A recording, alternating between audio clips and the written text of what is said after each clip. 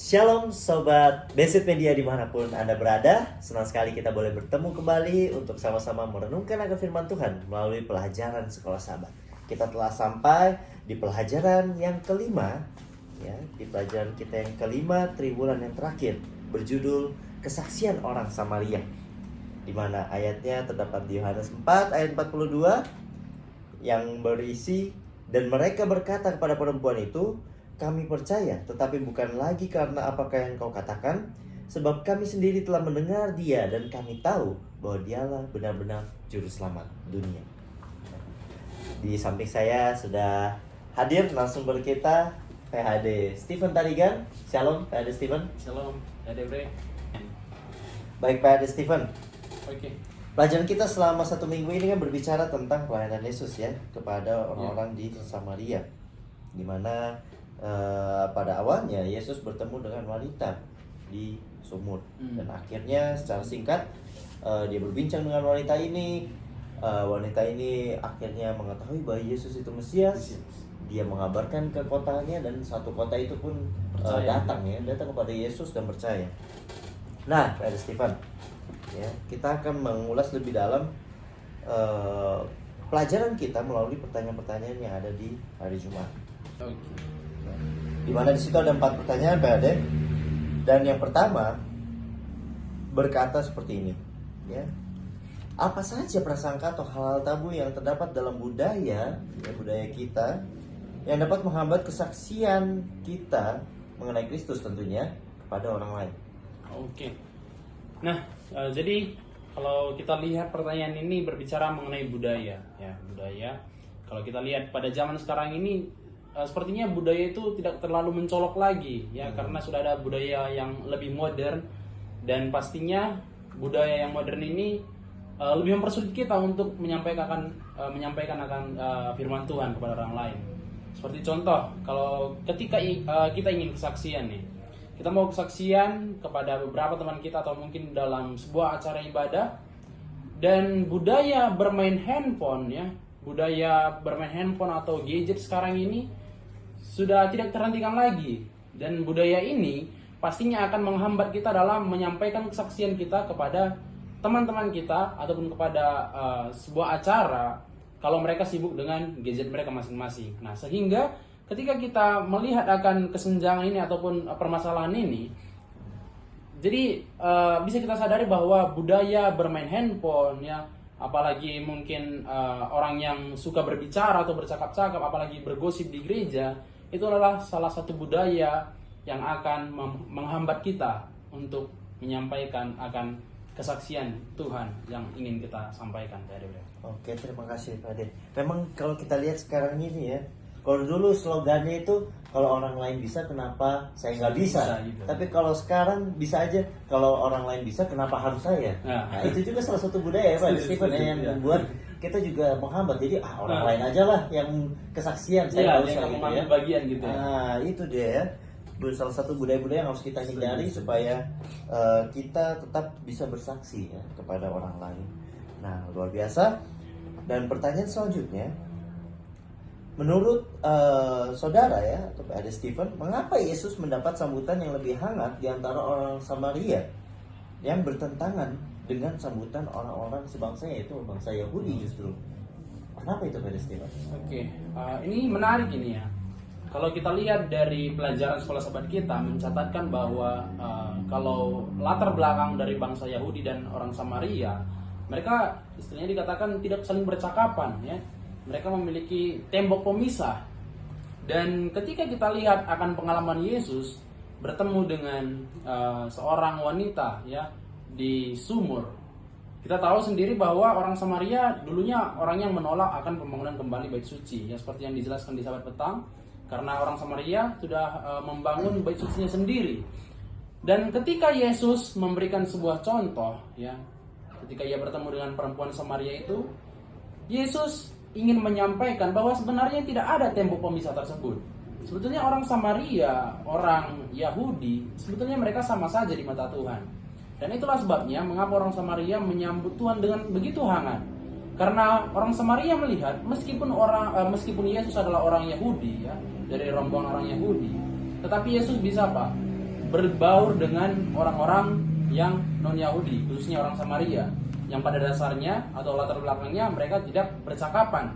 Itulah sebabnya mengapa orang-orang Samaria ketika si gadis ini ke kota, ya, si perempuan ini pergi ke kota dan menyampaikan bahwa dia bertemu dengan Mesias, maka orang-orang itu juga menyambut Yesus dengan hangat, karena Yesus betul-betul ingin menyampaikan bahwa tidak ada tembok pemisah, tidak ada yang lebih tinggi lebih rendah, semua sama rata. Dan Yesus menunjukkan kasih kepada orang Samaria, sehingga orang Samaria begitu menerima akan keadaan Yesus. Luar biasa ya. Ya, ini bisa kita lihat bahwa kita bandingkan kalau sekarang ini contoh orang-orang yang belum mengenal Yesus.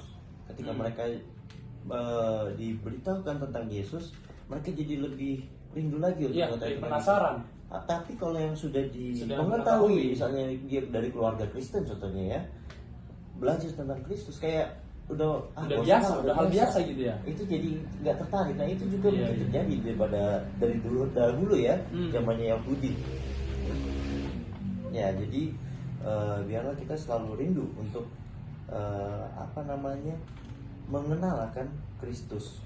Nah, berbicara tentang mengenal akan Kristus, pertanyaan 3 ini menarik, Pak Hadi Stephen. Ya, di mana kita suruh menempatkan diri kita di tempatnya wanita di sumur ini. Ya. Bagaimana pengalaman ketika ada seseorang yang datang, orang asing, memberitahukan apa saja yang kita sembunyikan kita sembunyikan kesalahan kita. Dan uniknya orang asing ini bukan menghakimi, tapi dia memberikan suatu harapan. Nah, apa yang kita pelajari di sini mengenai peristiwa ini, Pak Stephen, dan apa penghiburan yang boleh kita dapatkan dari kebenaran yang kita peroleh dari sini?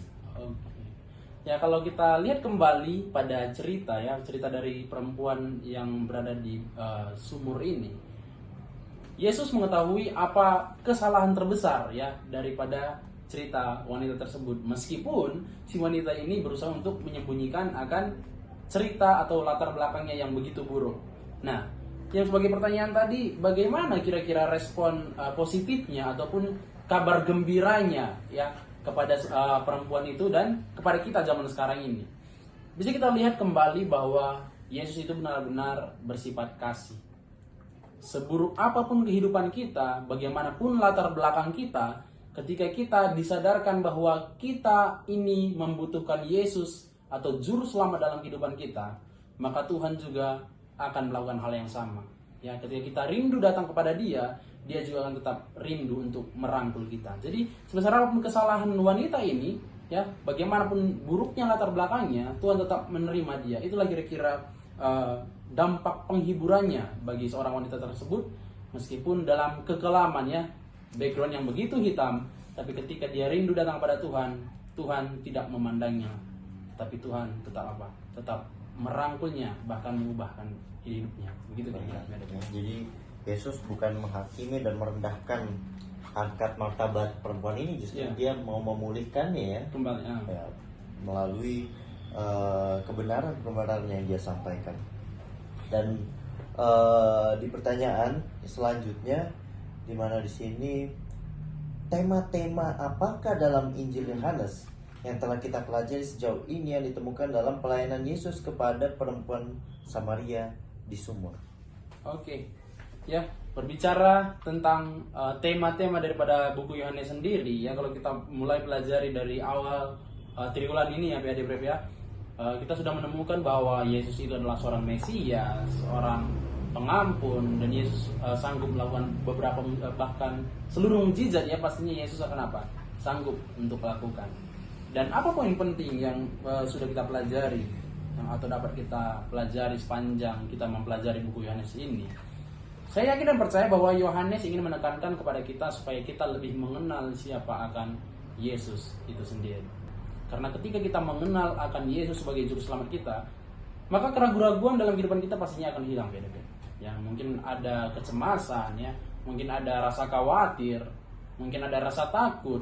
Tapi ketika kita mau belajar, mau mengenal siapa Yesus itu sebagai juru selamat kita dan sebagai Tuhan yang mempersiapkan segala sesuatu, maka kita tidak akan memiliki rasa takut, ya rasa cemas, dan apapun yang problem ataupun permasalahan kita dalam dunia ini, ketika kita mengenal siapa Yesus kita, siapa Tuhan kita, kita pasti akan apa? Akan sanggup untuk melewatinya. Dan sebagai contoh tadi, sebagai perempuan Samaria ini, kita tahu sendiri bahwa Yohanes menekankan betapa besarnya kasih Tuhan ya kepada setiap orang, bahkan tidak terbatas, ya tidak dibatasi oleh ruang dan juga waktu. Dan kita tahu kasih Tuhan itu tetap kepada siapa saja yang mau datang berlindung kepada Tuhan. Kira-kira begitu ya. Baik, terima kasih Pak Adi Stephen. Kita semakin jelas lagi ya bagaimana kita boleh mengerti bahwa kasih Yesus itu nggak terbatas apapun ya. Iya. Mau sukunya beda, mau rasnya beda, mau apapun beda, banyak perbedaan, tapi kasih Yesus itulah yang menyatukan semua ya. Iya. Dan itu menjadi pelajaran juga bagi kita bahwa kita nggak boleh beda-bedain kalau mau mengabarkan Injil ya. Iya. Nggak cuma ke suku sendiri contohnya atau pokoknya kabarkan aja lah ya, karena Roh Kudus yang bekerja di situ. Amin. Amin. Amin ya. Jadi demikian pelajaran kita di pelajaran yang kelima ini.